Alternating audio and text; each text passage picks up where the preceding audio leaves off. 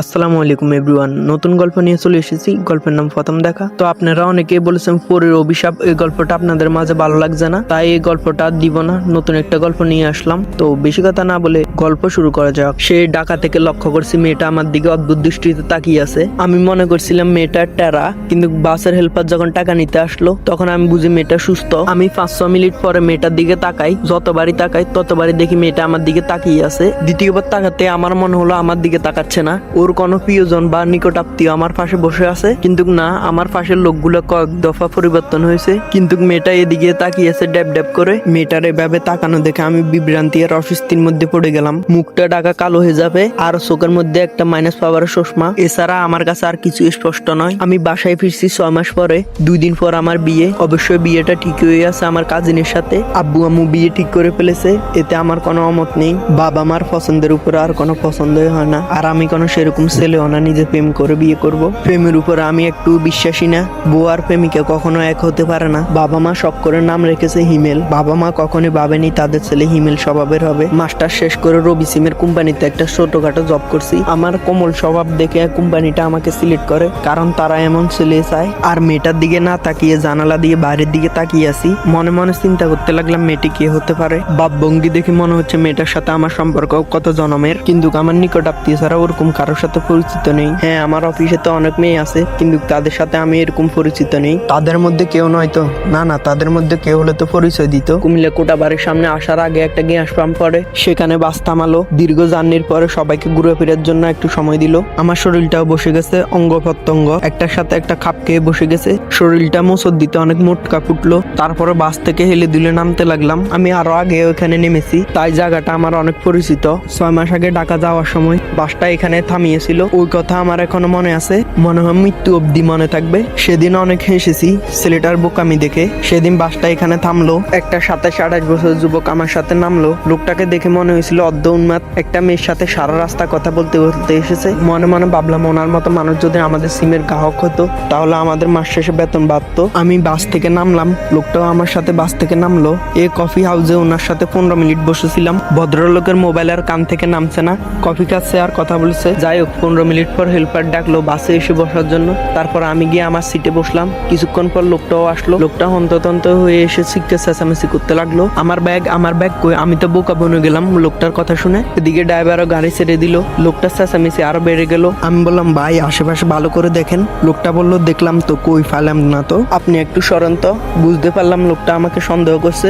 যাই হোক, আমি শুনলাম কারো কিছু হারানো গেলে যে কাউকে সন্দেহ করতে পারে, এতে দ্বিমত পোষণ করতে নেই। লোকটা শীত হয়ে কাত হয়ে পরীক্ষা করতে লাগলো, কিন্তু কোথাও তার ব্যাগ খুঁজে পাচ্ছে না। লোকটা চেঁচামেচি শুনে হেল্পারে গিয়ে আসলো আর বলল কি হয়েছে ভাই। লোকটা বলল কি হবে ভাই, এই দেশটা যে এত অধঃপতন হয়েছে, আমার একটা ব্যাগ রেখে গেছি, ওই ব্যাগটাই এখন পাচ্ছি না। পাশে থাকা একটা মুরব্বী বলল ভালো করে দেখেছো? লোকটা বলল ভালো করে দেখেছি। সুরকি আর ব্যাগটা নিয়ে বসে থাকবে? মুরব্বী আবার বলল আচ্ছা, বাসের মধ্যে আমরা সকলেই ছিলাম, বাইরের মানুষ ছিল না, তুমি চাইলে সবাইকে চেক করতে পারো। মুরব্বীর কথা লোকটার মনে ধরলো, উনি বাস থামিয়ে সব চেক করতে লাগলো। আমি বললাম ভাই আপনার কাঁধে কি? লোকটা হেসে বলল তাই তো, হাই ব্যাগ তো আমার কাঁধে। আমি লক্ষ্য করলাম লোকেরা শার্টের হাতা ঠিক করছে, কার আগে কি ঘুষি মারবে। যাই হোক, ড্রাইভার বাস থামিয়ে লোকটার সামনে আসলো আর বলতে লাগলো। ড্রাইভার এসে বলল গাড়ি থেকে নাম। লোকটা বলল কেন? ড্রাইভার বলল কোনো কথা বলবি না, গাড়ি থেকে নাম। লোকটি বলল আমি গাড়ি থেকে নামবো কেন, টাকা দিয়ে টিকিট কেটেছি। পাশে থাকা একজন বলল কথা কবি কান ফাটটি লাল করে দিমু, গাড়ি থেকে নাম। কি বলছো শুনোস নাই? ছেলেটা বুঝতে পারলো তার পক্ষে এখানে কেউ নেই এবং আমিও নেই।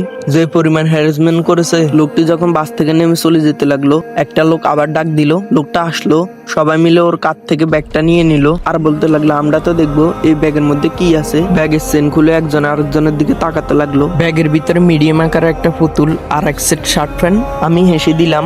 লোকটাকে বললাম পুতুলটা কার জন্য, ছোট বোনের জন্য না বউয়ের জন্য? লোকটা বলল গার্লফ্রেন্ডের জন্য। এত স্মৃতির মধ্যে আমার একটা কথা খেয়ালই নেই, একজন আমাকে আড়াল থেকে দেখছে। মেয়েটার দিকে তাকাতে দেখি মেয়েটা এখনো আমার দিকে তাকিয়ে আছে। মনে মনে ভাবলাম গোয়েন্দার লোক নাকি, আবার ভাবলাম না গোয়েন্দার লোক হলে তো এভাবে তাকাবে না। আমার মনে হয় মেয়েটা বিপদে পড়েছে, আমার কাছে সাহায্য চাইছে। আমি কে গিয়ে যাবো স্বইচ্ছে মেয়েটার কাছে? না, এই শহরের 2 পায়ে মায়ের জাতির উপর কোনো বিশ্বাস নেই, কোন সময় কোন বিপদে পড়বো, আমাকে কোন বিপদে ফেলে ও কেটে পড়ে। 2 দিন পর বিয়ে, এখন গুনে বেঁচে চলার সময়, বিপদ কাঁধে আনার সময় নয়। কুমিল্লা থেকে চট্টগ্রাম আসতে রাত 12টা বেজে গেল। রাত বেশি হওয়ায় চোখটা লেগে আসলো। বাসের হেল্পার আমাকে ডেকে উঠালো। হঠাৎই মনে হলো মেয়েটার কথা। চোখ কসলাতে কসলাতে তাকালাম, পুরা বাসটা শূন্য, আমি আর হেল্পার বাদে কেউ নেই, ড্রাইভারও নেই। বুঝলাম বাস স্টেশনে পৌঁছে গেছে। পান ভরে একটা নিঃশ্বাস নিলাম, যাক আপদটা তাহলে বিদায় হয়েছে। ব্যাগ নিয়ে বাস থেকে নামলাম, রিক্সার জন্য দাঁড়িয়ে আছি। হঠাৎই চোখ পড়লো রাস্তা থাকা ল্যাম্পপোস্টের তলে। মেয়েটা ওই জায়গায় দাঁড়িয়ে আছে আমার দিকে তাকিয়ে। মেয়েটা আমার দিকে ড্যাব ড্যাব করে তাকিয়ে আছে। যেহেতু বাড়ি বেশি দূরে নেই, তাই চিন্তা করলাম হেঁটে যাব। দেখি মেয়েটা পিছু নেই কিনা। যে বাবা সেই কাজ, ব্যাগটা হাতে নিয়ে হাঁটতে লাগলাম। একটু একটু পিছনের দিকে তাকাচ্ছি, মেয়েটাও প্রস্তুতি নিচ্ছে হাঁটার। স্টেশন ছেড়ে একটু ফাঁকা জায়গায় এসে থামলাম। মেয়েটি 15 থেকে 20 হাত দূরে অবস্থান করছে। এখন কিছু না বললে নয়, যদি বাড়ি পর্যন্ত চলে যায় তাহলে সর্বনাশ। আব্বু আম্মু আমাকে বাড়ি থেকে বের করে দিবে। মেয়েটার যা মতি গতি দেখে স্পষ্ট সে আমাদের বাড়ি পর্যন্ত যাবে। আমি দাঁড়ালাম, মেয়েটাও দাঁড়িয়ে পড়লো পিছন দিকে ঘুরে। এবারে মনের মাঝে অন্য কিছু ফিল হতে লাগলো। যত সব উদ্ভুত প্রশ্ন মনে আসতে লাগলো। জীবনে তো কোনোদিন কোনো মেয়ের সাথে দাঁড়িয়ে কথা বলিনি, তাই ইতস্ততা ফিল হচ্ছে। নিজেকে শক্ত করলাম, হাঁটি হাঁটি ফা ফা করে মেয়েটার কাছে গেলাম। মেয়েটার থেকে দূরে দাঁড়ালাম। এত দূর থেকে মেয়েটার শরীরের একটা অদ্ভুত ঘ্রাণ অনুভব করলাম। অতীতে এমন ঘ্রাণ কোনোদিন আমি অনুভব করিনি। তাই একটা গোড়ার মধ্যে চলে গেলাম, হকচকিয়ে উঠে নিজের শরীরটা জারা দিলাম। এগুলো শুধু মনের দুর্বলতা, পুরুষের মন গলানোর জন্য। এত সহজে আমি বলছি না, মান সম্মানের ব্যাপার। আর একটু এগোলে বাড়ির আঙিনায় চলে আসবো, কেউ যদি দেখতে পারে তাহলে অবস্থা খারাপ। আমি কাশি দিয়ে মেয়েটাকে বললাম সমস্যা কি। মেয়েটার পক্ষ থেকে কোনো উত্তর আসলো না। আবারও বললাম সে ঢাকা থেকে পিছু নিয়েছেন, এখন বাড়ি পর্যন্ত চলে এসেছেন, আপনি কি আমার পরিচিত কেউ?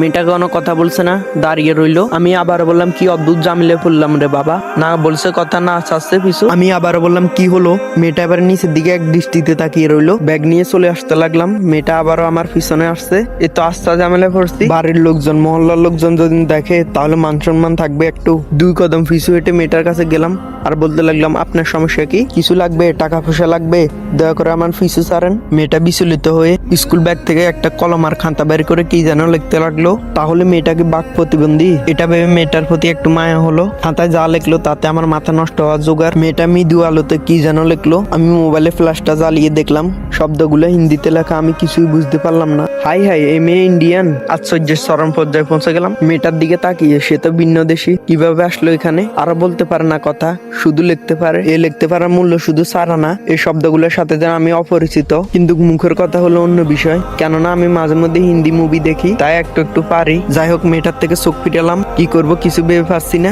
এত রাতে মেয়েটাকে কি এখানে রেখে যাব? বিপদ ডেকে কাঁধে নিতে চাচ্ছি না, ফেলেও যেতে পারছি না। বড্ড মায়া জমা মেয়েটার ড্যাব ড্যাব করে তাকানো দেখে। এখন যাই সিদ্ধান্ত নিবে সবই আমার মনের বাইরে। মন তো আমার নাসার বন্ধা। একবার মনে চাচ্ছে বাড়িতে নিয়ে যাই, আরেকবার মনে হচ্ছে বাড়িতে নিলে এলাই কাণ্ড হবে। মেয়েটা বিচলিত না হয়ে আমার সিদ্ধান্ত নেওয়ার জন্য আমার মুখের দিকে তাকিয়ে আছে, ঠিক যেন চাতক পাখির মতন। আমি বললাম মেরা সাথ কি হয়া? ও কিছু বলছে না, মাথা নিচু করে দাঁড়িয়ে আছে।